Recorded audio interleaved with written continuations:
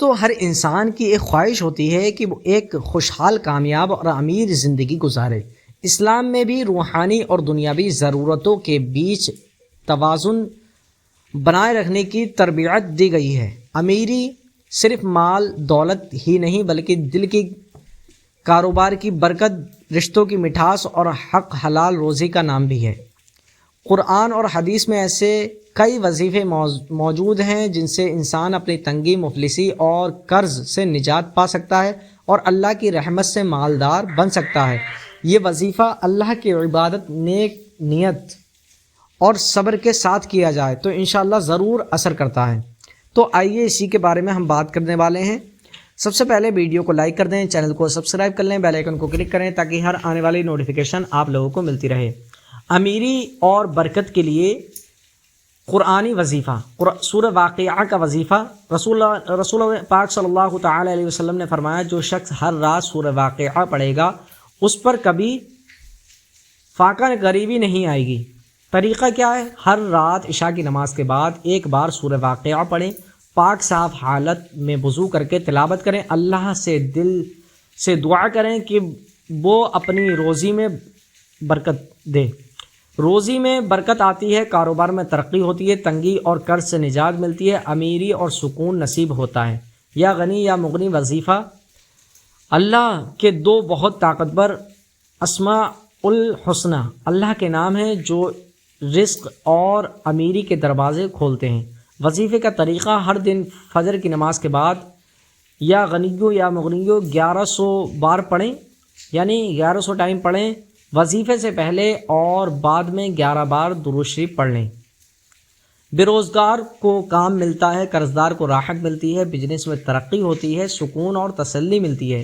دن کا مجرب آزمایا ہوا عمل: اگر کسی پر بہت زیادہ تنگی ہے، قرض میں ڈوبا ہوا ہے یا محنت کے باوجود آمدنی میں برکت نہیں ہو رہی تو یہ 7 دن کا عمل ضرور کر لیں۔ طریقہ کیا ہے؟ ہر دن سورج نکلنے کے بعد اور کسی سے بات کیے بغیر بسم اللہ الرحمن الرحیم 786 مرتبہ یعنی 786 ٹائم پڑھیں۔ اس کے بعد 21 ٹائم یا واسع یا رزاق یا فتاح پڑھیں۔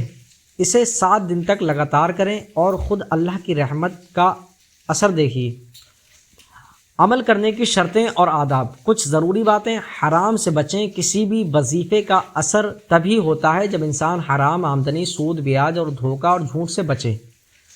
5 وقت کی نماز: وظیفہ کرنے والے کو ہر حال میں نماز پڑھنی چاہیے ورنہ عمل ادھورا رہ جاتا ہے۔ نیک نیت: آپ وظیفے کو صرف مالدار بننے کے لیے نہ کریں بلکہ اللہ کی رضا اور حلال آمدنی کے لیے کریں۔ صبر اور یقین: ہر وظیفے میں اثر کے لیے صبر اور پکا یقین ضروری ہے۔ حضرت علی رضی اللہ تعالیٰ عنہ سے روایت ہے کہ ایک بار ایک شخص بہت تنگی میں تھا، اس نے رسول کریم صلی اللہ علیہ وسلم سے راحت کی دعا مانگی۔ آپ نے یہ دعا سکھائی۔ کون سی دعا ہے؟ اللہم اکفینی بحلالک عن حرامک واغنی بفضلک عن سواک۔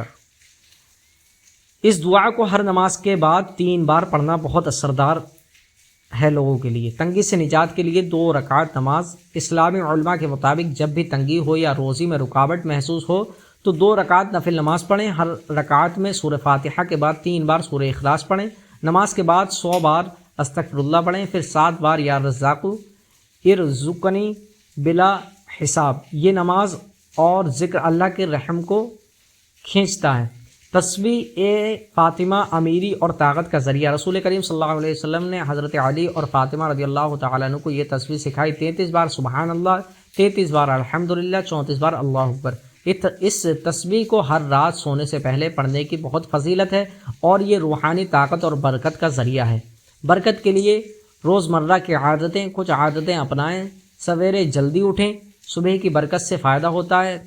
سادہ کھانا اور حلال آمدنی: سادگی امیری کی شروعات ہے۔ کسی کو ستانا نہیں، ظلم روزی سے برکت کو چھین لیتا ہے۔ صدقہ کریں، چاہے ایک روٹی ہی کیوں نہ کریں، دینے سے اللہ دیتا ہے۔ شکر گزار بنیں، اگر تم شکر کرو گے تو میں اور دوں گا، اللہ پاک فرماتا ہے۔